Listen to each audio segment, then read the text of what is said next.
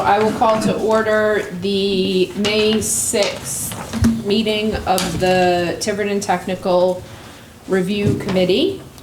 Ed will just make note of attendance. And we have one application on the agenda today.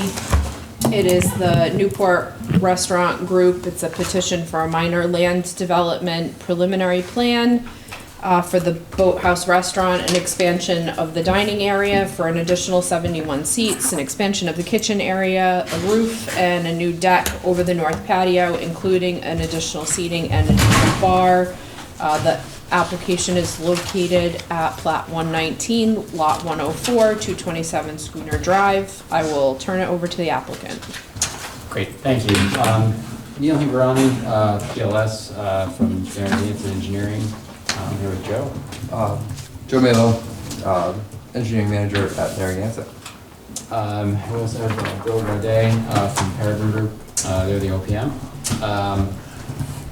I will try to keep the outline somewhat brief. I assume everyone's familiar with the restaurant itself.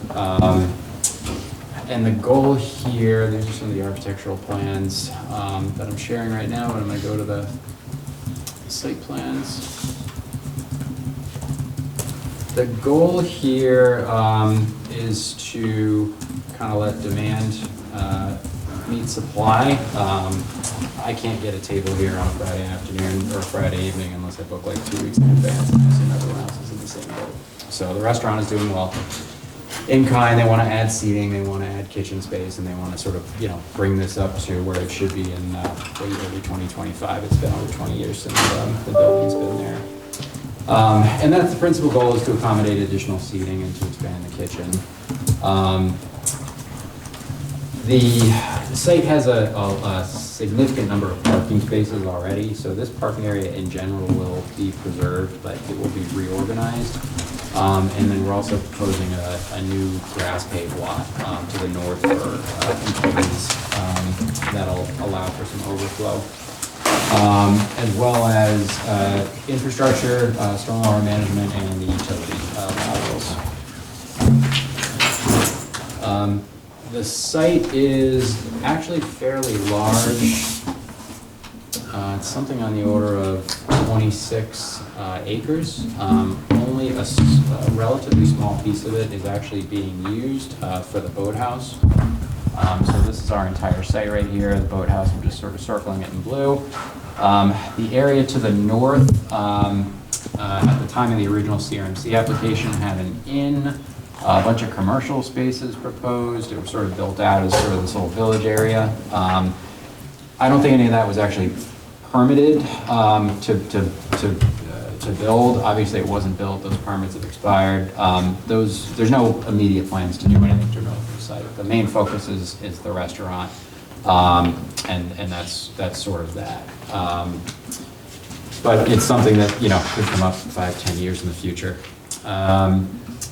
We are perhaps obviously within CRMC jurisdiction, and the site was former petroleum storage that was closed out. There still is one ELUR that exists on the site, and as we've discussed at the planning board, this site and the condominiums were tied together. They were developed in aggregate, and then they were split off into individual parcels, but they still function under the same condominium umbrella.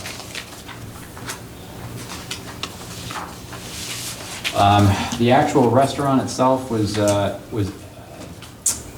built somewhat on fill with a loma, so it does meet the flood elevation requirements, as will the new additions. Do you have a mic? It's right there. Yeah, if you want to grab that, Joe.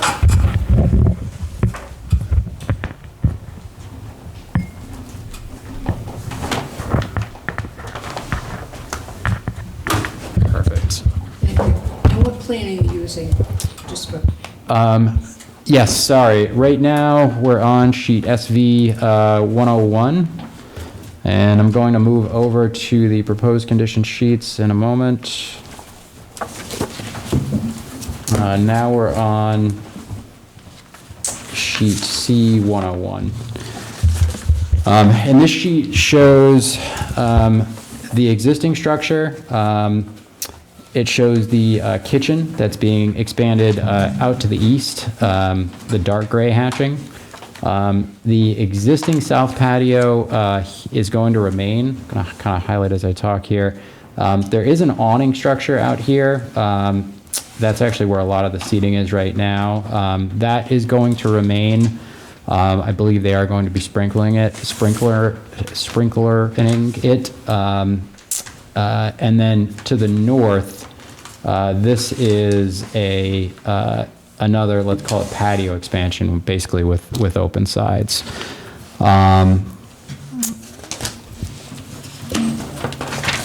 As we discussed, because of the area thresholds, this is a minor land development project. We did go to the planning board, I believe somewhere about 2 years ago, to talk about this conceptually, a year and a half ago. But the way this situates right now, only technical review is required in addition to, internal municipal review for a minor land development. The existing seat count is 262, proposed is 333. There will be a new sort of slightly reconfigured drop-off area here.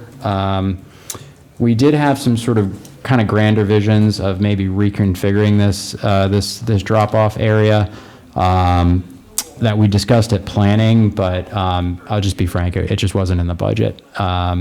This has been working with a construction company. They have done project estimates, and the focus is going to be on the building for the most part. So we kind of reverted back to the existing drop-off feature. Now we will be adding crosswalks as well as signage and better wayfinding, but I think it's worth noting that the restaurant's been here for I think 20 years without any reported incidents that as far as I'm concerned.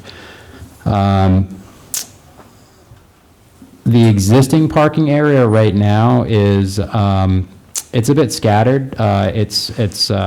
It's basically gravel, but there's no striping, so it's a little bit hard to find your spot. To cure that, we're going to put in wheel stops so that we can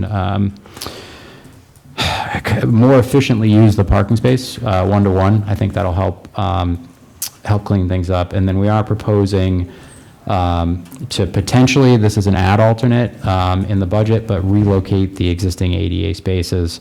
Obviously, these would be closer to the building, and that would be a benefit. Right now, we have 151 parking spaces. I think there's only 3 ADA spaces. That meets the parking requirement even for the proposed additional seat counts. And I talking to ownership, they feel like they have a pretty good amount of parking spaces. Out of some caution, we are, like I said, proposing an additional, is it 35 spaces? Yes. Yeah, 35 spaces up here to the north of the site. That would be a grass pave, so a grass surface with the plastic structural matting underneath. We envision those mostly being used in the summer when things are busier. Not necessarily something that's going to be used except for maybe special events in the off seasons. But I think that's going to give us more than enough parking capacity and allow for some surplus and some surge capacity. One thing we did notice as part of a file review is there are 35 spaces that are carved out for public access in this this southeast corner here. I'm not aware of any issues. I think public access right now is really good for the pier and the paths. But one thing we'll be doing is installing signage so that people are aware that those spaces are preserved for the public, and that should help us with Coastal. We have had a pre-application meeting with Coastal, with the director, and then Amy Sylvia, the senior environmental scientist. Just to show them what was proposed here. We walked through any of the pre-existing deficiencies, and I think left in a pretty good spot. That application has been submitted to CRMC already, and it's being processed. The one thing that we did talk about with coastal is the buffer. So the buffer that they have doesn't really comply with what they were supposed to have based on the original permits. So we've supplied a planting plan. If I can find it here, if you recall the sheet number, Joe.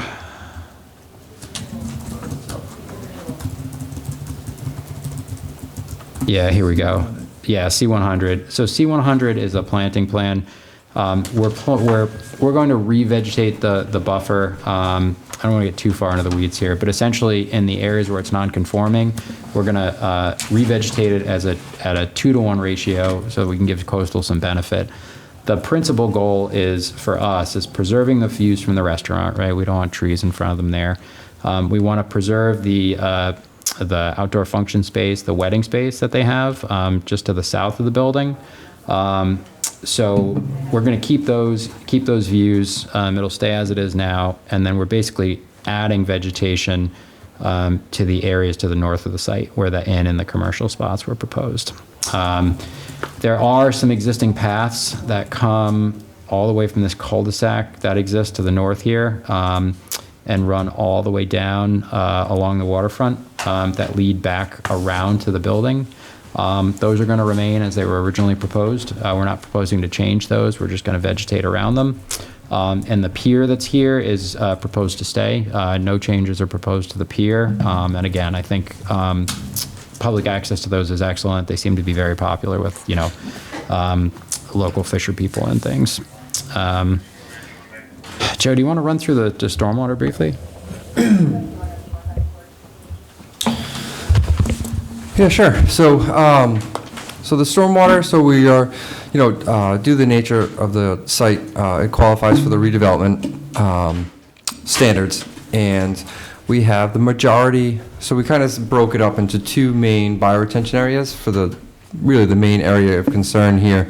We have a bioretention area 1 to the south, and that is taking the majority of it's taking all the new roof, and it's taking a portion of the existing roof. We're just mitigating just due to the nature of the existing roof drainage pattern. So we're just collecting that, and we're going to treat that as well.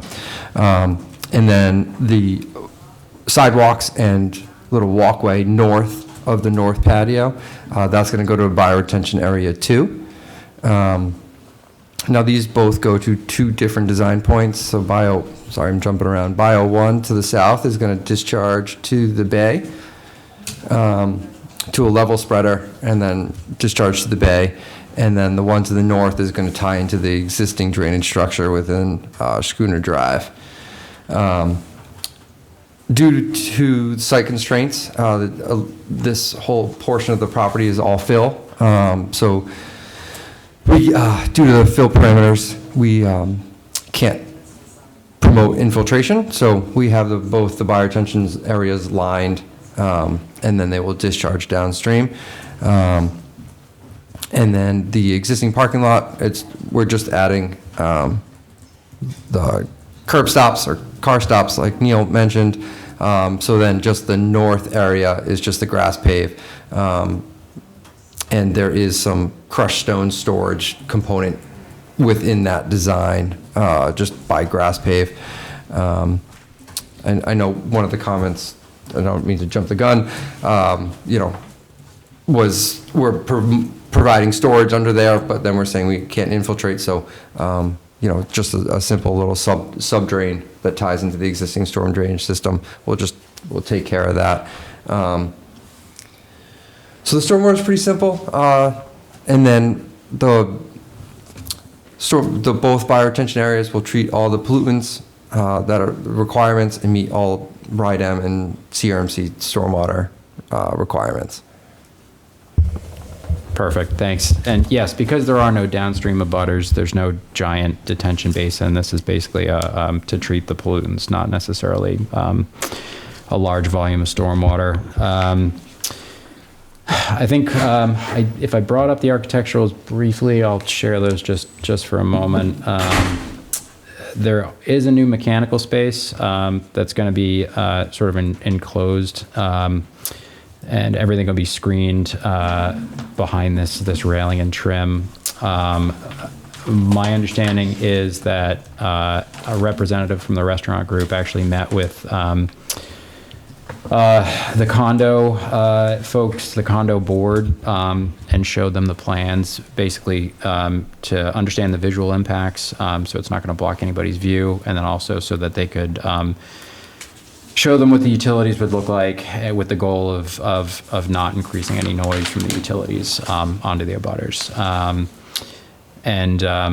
So yes, we weren't present to that, but a representative of the restaurant group did sort of put a shot across the bow with the condo association and took comments from them, and my understanding is they've been baked back into this plan.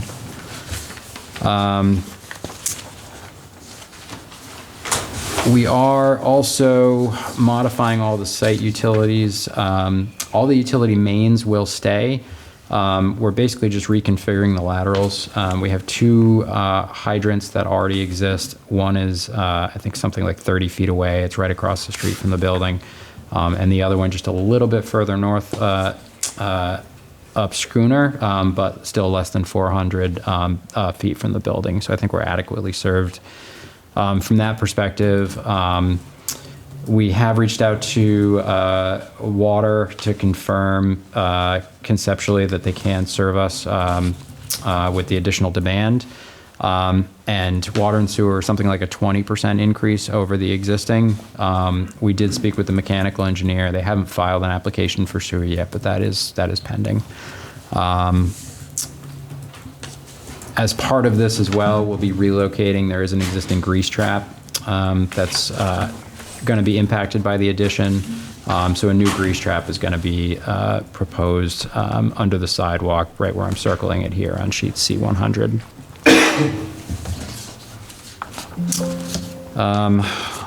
We talked about the buffer remediation. Like I said, those plans have already been filed with Coastal as an updated assent. We're just waiting to hear back responses from them, but we kind of, because of the pre-application, we expect I guess a favorable review from Coastal. The only other entity that really we need a permit from is this organization. So we are seeking approval, but obviously we'd love to hear any questions or comments you folks have. Thank you. All right, I'm just gonna go around. I'll start with Nathan. So I put together a memo. I didn't get a chance to send it to you before the meeting, but I will get it to Ed after the meeting. So I'll just run through my comments on the memo. On the site plans, sheet C101 states to see the detail for the grass paved, but we couldn't find the detail on the plan. So if you could provide this, that would be great. The other comment on the site plans was the 88 parking space detail, which is on sheet C200, does not match the site plans. There's no aisles shown on the site plan, so we'll have to add the 88 aisles for there and then reconfigure some of the parking spaces.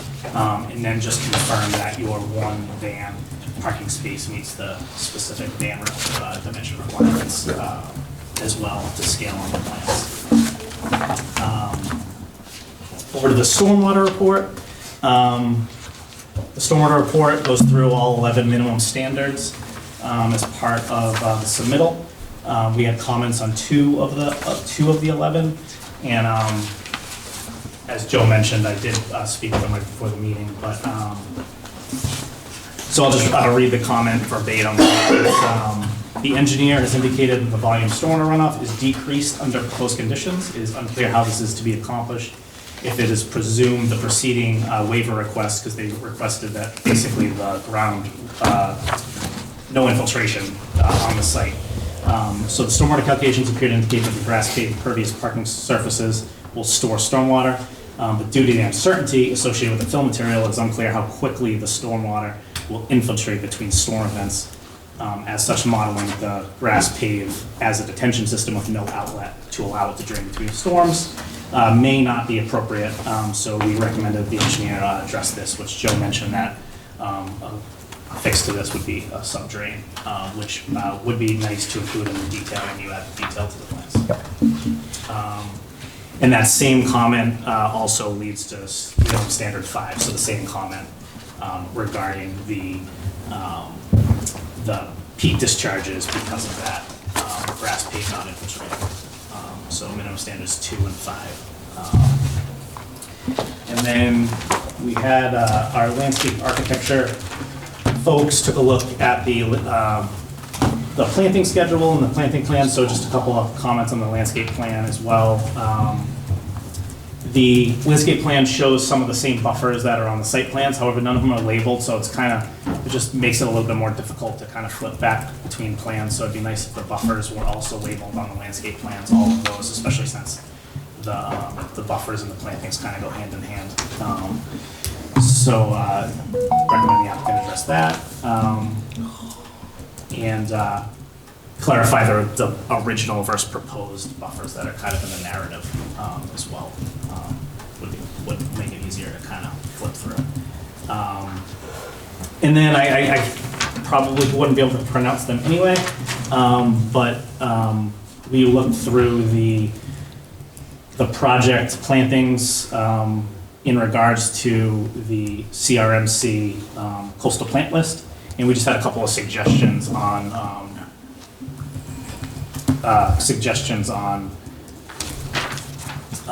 alternatives that are on the planting list, but some of the plantings aren't on the planting list, but there's corresponding ones that could potentially be the alternates. So to meet that CRMC coastal plant list.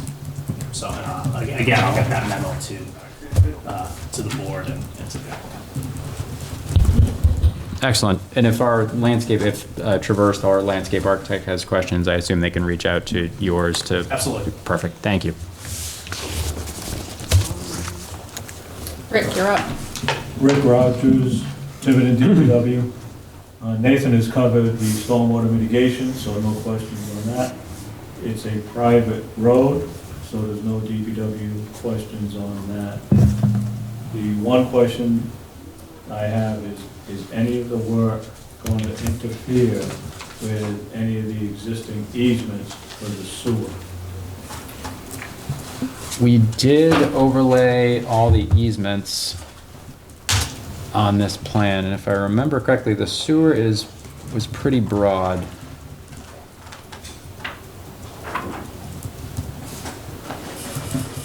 Give me one moment to bring that up.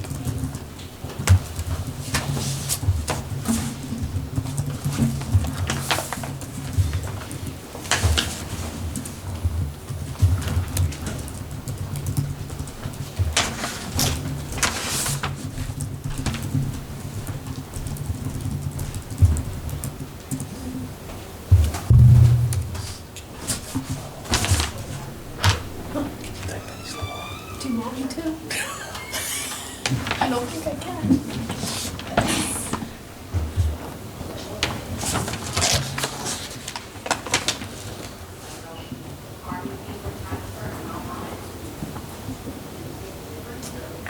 Sorry, it just takes a little bit longer to find things when I'm not on the actual server, I'm remote. Let me see if I can find it on the plan.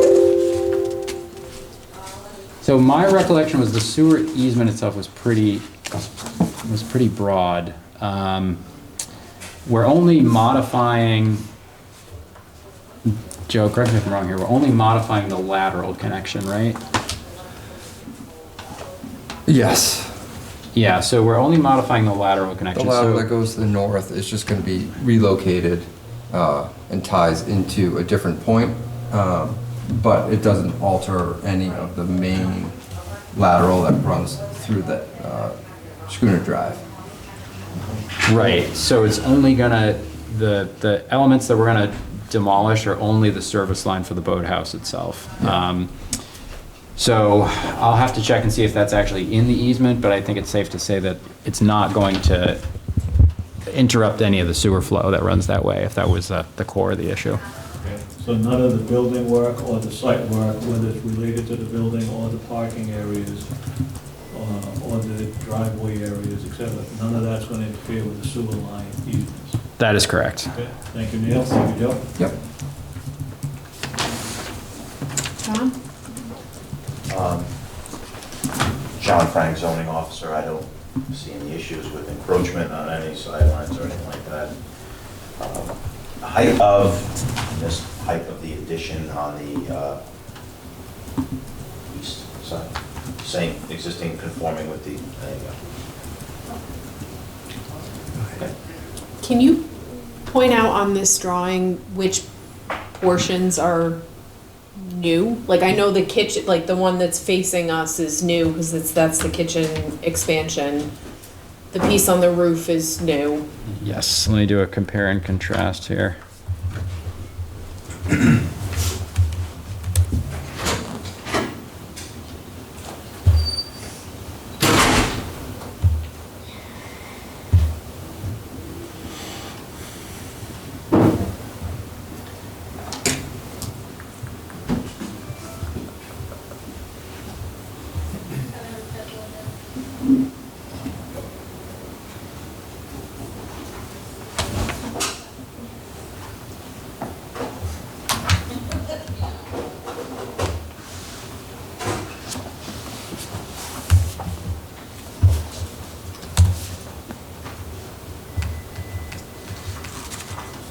Oh, of course, that tree. I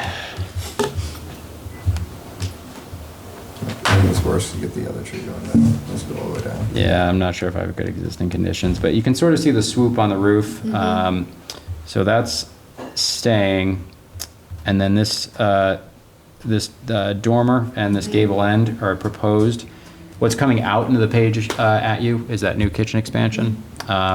This plan, this version doesn't show the north patio. That's a separate sheet, but the north patio is to this direction here that my arrow is pointing. But to answer your original question, so the sort of the main swoop here is basically what's being retained. Everything else in some form or fashion is being modified. Okay. So the second floor is not going to go any higher than the existing That's there right now. my understanding. This railing here, it looks like may, but I think that's an exclusion, right? Because it's non-habitable space, and I don't think it'll go any higher than the actual chimney itself.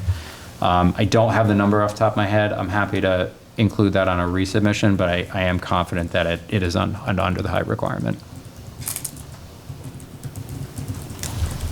Thank you.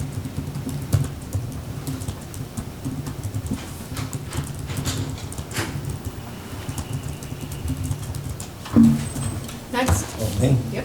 Thanks. Dan Murphy, Fire Marshal. I have a couple questions. So I know currently the drop-off point is off the street. Your drop-off point is on the street, and now it's going to reduce the street width. And I kind of have a, little reservation on that, because now other cars driving by, emergency vehicles driving by, you're literally gonna take up half the street. Now currently it's off the street. So I have a little bit of a reservation about that, because some people decide to park in that spot currently. Let's get to the right sheet here.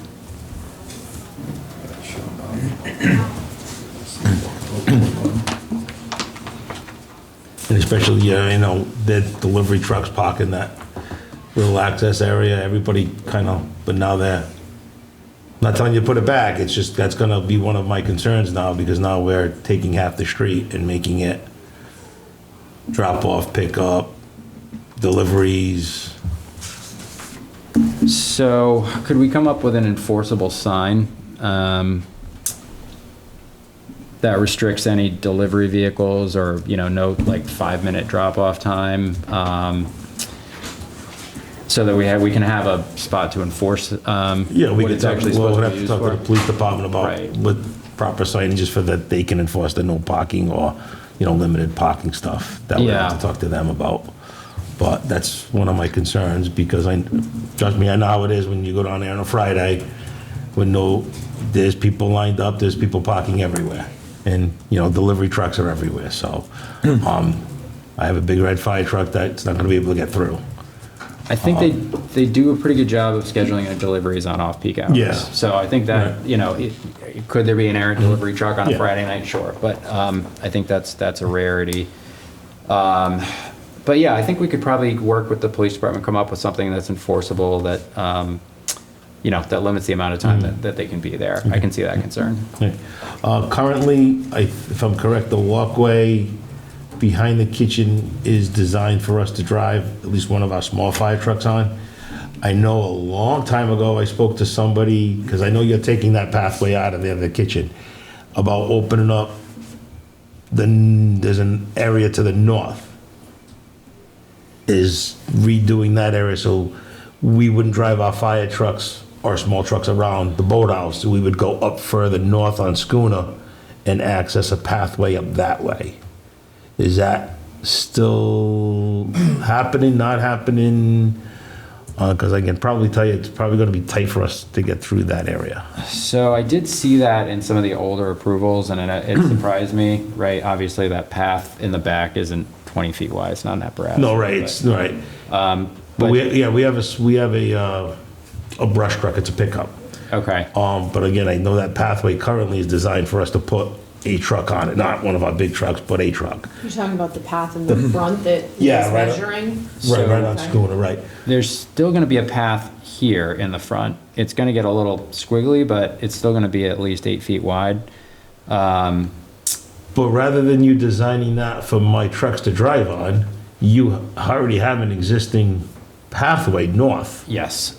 I don't want to say in the woods, but up further, where if it's opened up a little bit more, you don't have to make your pathway at the boathouse drivable, as long as that access to the north is accessible. Okay, so what I just poorly traced in blue, right, you guys come off Can the you zoom cul-de-sac. in, please? Yes. Try to zoom in on the sections here. So we've got the cul-de-sac to the north, right, and there, No, go south a little bit. Yep. See that gray area right there? This Right, one here? right at the bottom of the screen, that's crossed off. Yeah, right there. Isn't That's- that like an access that's between the trees? that's the ELUR. There is an access there. here between the, All right, between okay. the trees. So I don't see any reason why. Because you own that property first before I kind of, Yes, Speak- all this right. is all Right, the applicant's okay. property. So if we wanted to make this, I believe those old documents called for 10 feet wide. How wide's your no, brush that's truck? 10 feet, I mean, normally it's, if I can get 12, but if it's one of our pickup trucks, that's fine. Okay, because Yeah. that was on the original permit document, so I think we can still. And then you don't have to worry about building that pathway as Okay. a drivable pathway. Okay, yeah. So we can make this 10 and then ensure that the rest of this path going all the way down stays 10. Yep, And that'll continue to be your access to the, you know, to that wetting area and the, Correct. and the pier as well. Yep. Okay. That's fair. I was also given and I know they're tentative, the fire suppression system plans, and I know you mentioned it, but the south porch is not sprinkled in this plan. I talked to Ray about Okay. this morning because he brought that up. Yeah. And my understanding is it's, error is a strong word, but may not be the most current step, but the intent is to sprinkle Okay, that. and then I know it could be handled that later on, but I try to, sprinkler room is, I guess, going in the basement now, from what I understand. I believe that's correct. That's Right. why I was putting Yeah. Ray up front on that one. I can pull that up if you give me a minute.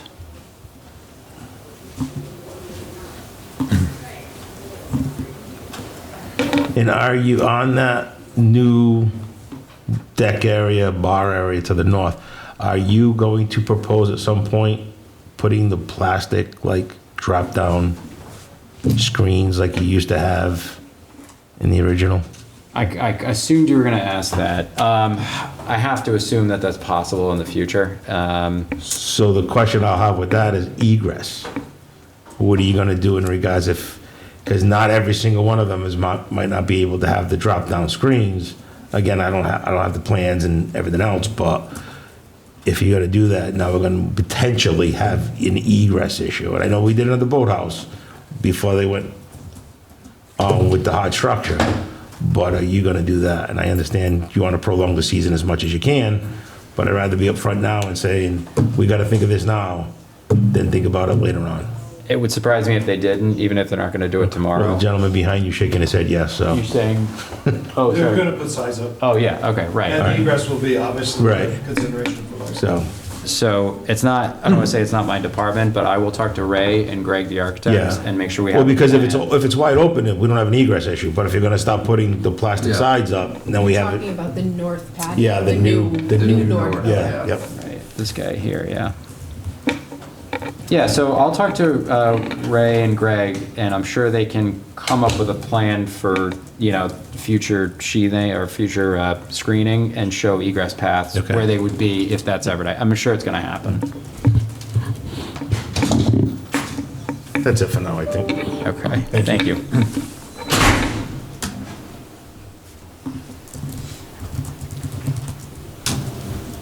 Tom? I'm Tom, the building official. I have questions about the ADA, the bathrooms and the parking spaces and accessibility for the drop-off.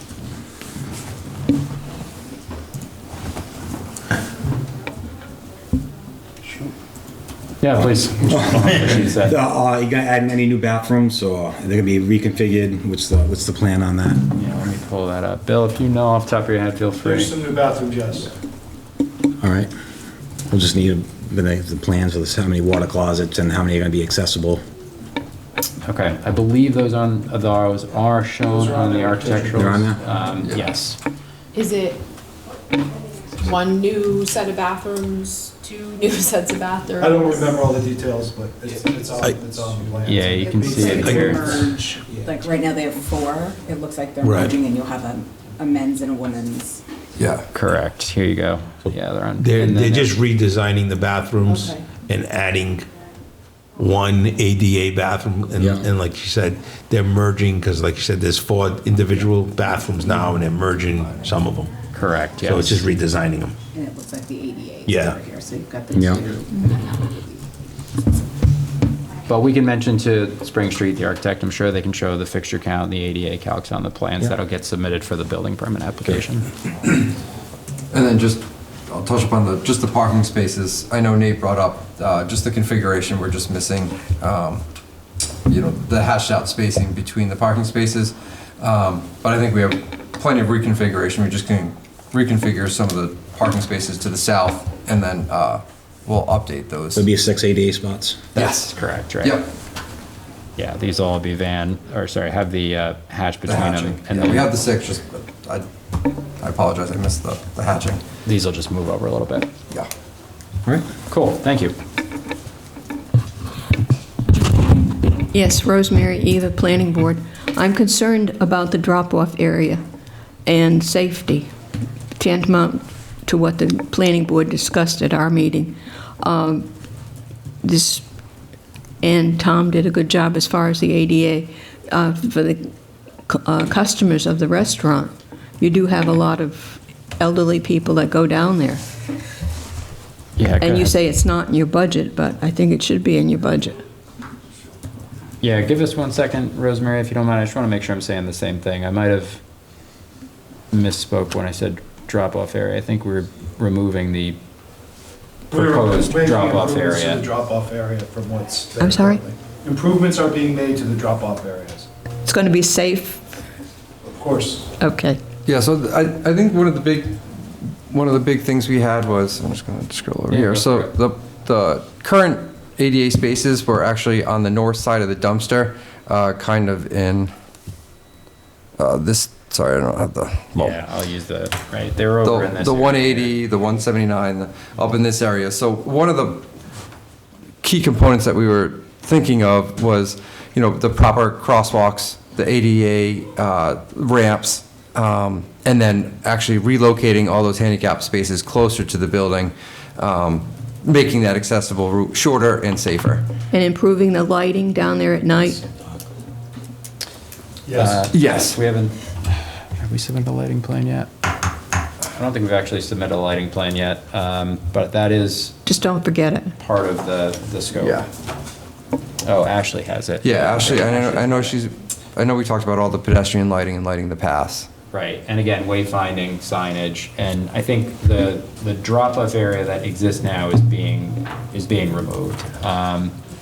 So I still think we can put signage that, you know, say no parking. I think that's probably a smart thing to do. But let me go to the existing condition sheet for a moment. So, yeah, right now, it's not the right one. There's like a little loop right there. Yeah, right now there's this little cut here, and like, I don't think you can actually fully pull in there. Oh, yeah, you Half can. in. Oh, you can. No. Okay. Trust me. So is that this, and forgive me, because I don't frequent the place How like you dare guys. you. Well, nobody's offering to take Pick up me the customer. forward. Come on, we'll take you to lunch. That space, that little bump out space is used now. People pull up there, drop people off, get It was picked originally, I up. think, used for there. like pickup during. Fits COVID. like, Yeah. what, a couple Probably cars? 2 or 3. One or two, It yeah. depends. Put 2 or 3 cars in Put a that. couple Yeah. reasonably sized cars in there. And is that the same, okay, is that the same area that you're showing on the plans in that dark gray? No. So this is the Okay. existing condition sheet. I'm gonna pull down. And you're the sheet. actually removing that? We're removing Yes. that, because it's on the wrong side, in a sense, right? Like ideally. Yeah, you're facing the wrong way. Correct. Yeah, so we thought with just reconfiguring the parking spaces and making it, you know, a lot of times people essentially double park because there's no identification. So between the crosswalks and the signage and then just the reallocation of the parking spaces, that just overall is just going to be a safer. And then removing that, you know, that awkward turnoff with people wanting to, you know, approach the restaurant, pull directly across instead of going down and turning around. I mean, So are you actually proposing that space in front as a dedicated like drop-off area?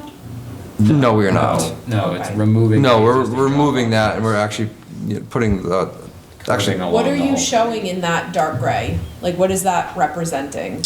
oh, the dark gray within the road, that's asphalt patching for the utility work. Okay.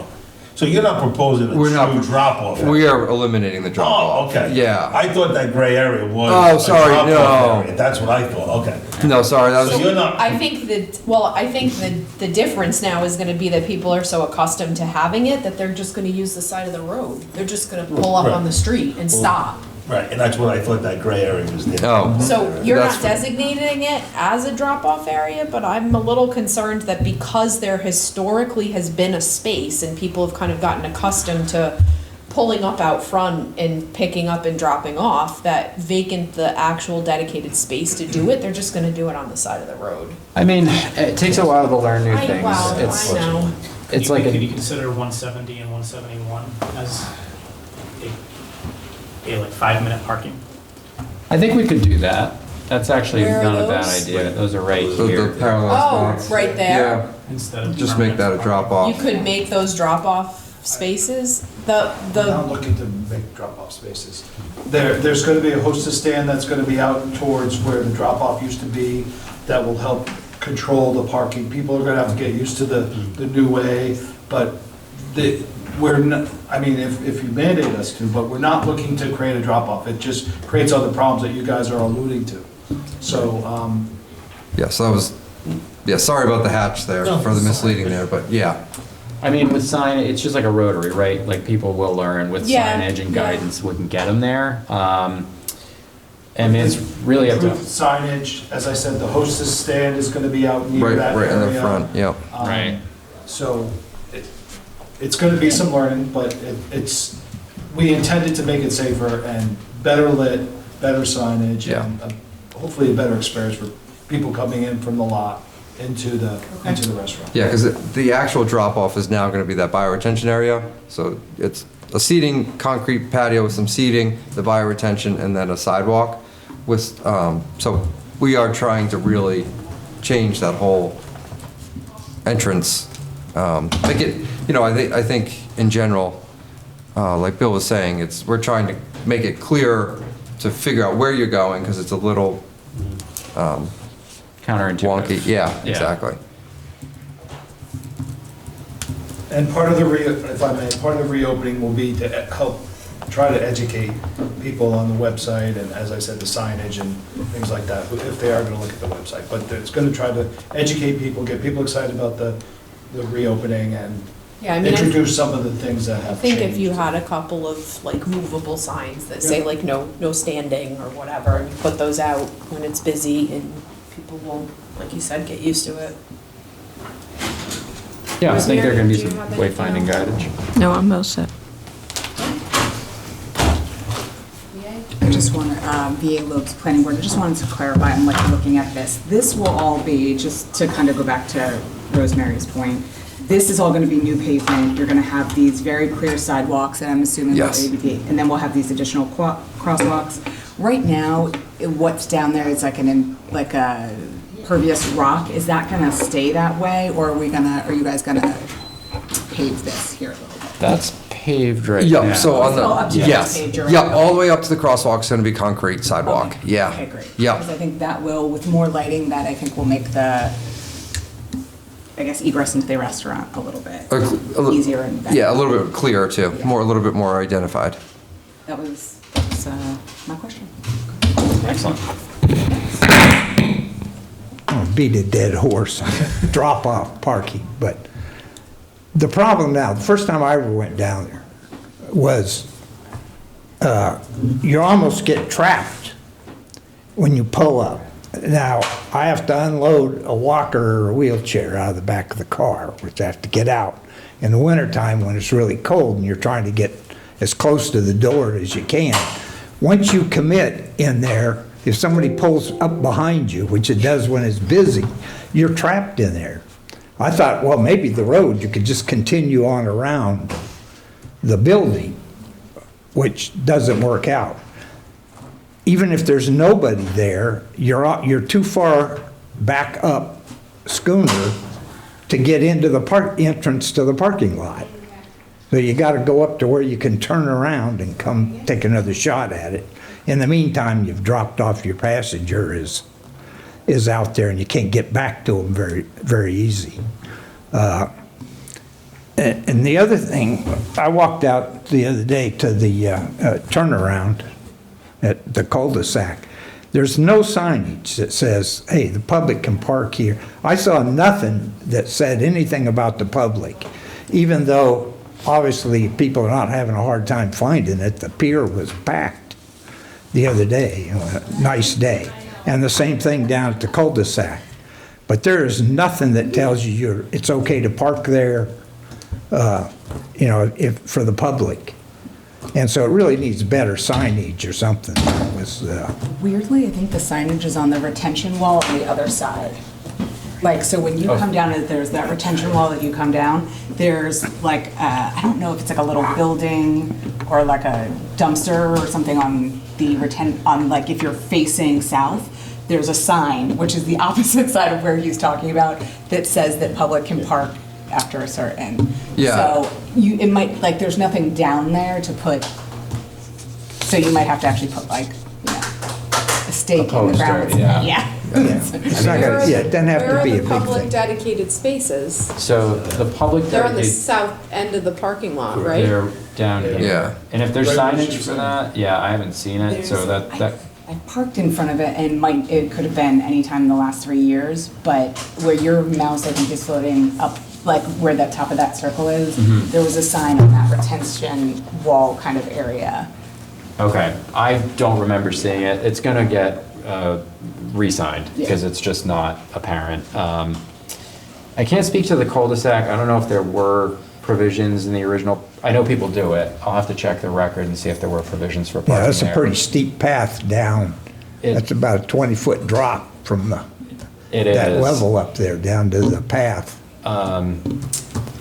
So yeah, I can check the record on that. If there are, we can certainly put signs out there. I think that's easy enough. But yeah, I think back to the sort of quote unquote, lack of a drop off or the quirkiness of the drop off. I mean, we are planning on moving the ADA spaces. At least that's what we're proposing right now. And I think if that happens, that will cure probably a lot of the situations that you're referring to.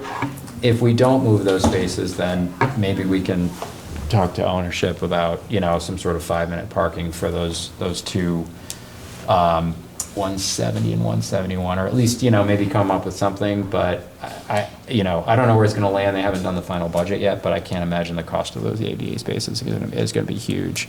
Right. So my assumption is that's the direction they'll lean. So I'm gonna give you my public opinion. Now that you do not have designated drop-off in the new plan, I can't tell you to do, people are gonna do what they want on the street. As long as it doesn't say, drop off here, it is what it is. But because you technically have designated now, and I thought those gray areas were I see. designed for the new, but if you don't, people are gonna do what they do, and it's not gonna be on you. So, Yeah, we can still look at just signage Yeah. if it makes sense, just so it's not, what do they call it, an attractive nuisance. I mean, I think part of the concern too is that if there is no signage and people are using it, then you may have on a busy day, somebody who's doing hostess work trying to get people to move along, and with the handicap spaces now moved, people are likely to be pulling up and sort of blocking that, like, for those spaces that are doing it the right way and using the handicap spaces, now getting across the street and onto the sidewalk will be problematic if people are, hanging out there. Right. So I think signage is probably the best way to handle it. Right. No, that makes sense. We did look at some, again, at the planning board, some really interesting broad brush concepts that would have reconfigured it, but they were hideously expensive, given the way this thing's already set up and already existing. So it's a little bit of a quirky problem, but I think it's been there for 20 years, it's functioned well, and I think it's only gonna function better with better crosswalks and signage. That's a terrible problem to have when it's too busy. Too many cars and people trying to drop customers off. Fair statement. All right, any other questions, comments from TRC members? Anything else from you guys? I think that covers it. I guess it's just a question of process. I mean, obviously, we're gonna tune these up, respond to all these comments. What does that look like? Do we have another meeting? Is this administrative? How does that work? I know it's new to everybody. I mean, I'm inclined to have you submit revisions based on what everybody, expressed. Send those out, let people, send me back comments directly if they have them. Okay. I wouldn't automatically schedule another meeting unless I get like all kinds of comments. I'm like, guys, we need to talk about this again. But, send out what you provide as a revision, get their, get an okay from the individuals on the committee, and then go from there. Okay. Yeah, these seem fairly straightforward. That seems very reasonable. when are you looking to start this? I think the goal is to have all permits. They either gotta do this in the fall or not, right? They can't muck up the summers. So it's either this fall, or if something doesn't, go perfectly, it'll be next fall. Just trying to plan my schedule, And how long it's gonna be closed, just because that one is obsessed with the calamari, so I'm trying to also plan what the fall looks like. So you guys are gonna shut the whole shop down, right? It's an aggressive, I don't envy Bill's position, but it's an aggressive schedule so that they don't lose the on-season. No, the ownership is prepared to, they're gonna be closed for the summer. It's gonna be December through October, and September, I'm sorry, it's gonna be December through August, reopening in October. Oh, okay, thank you.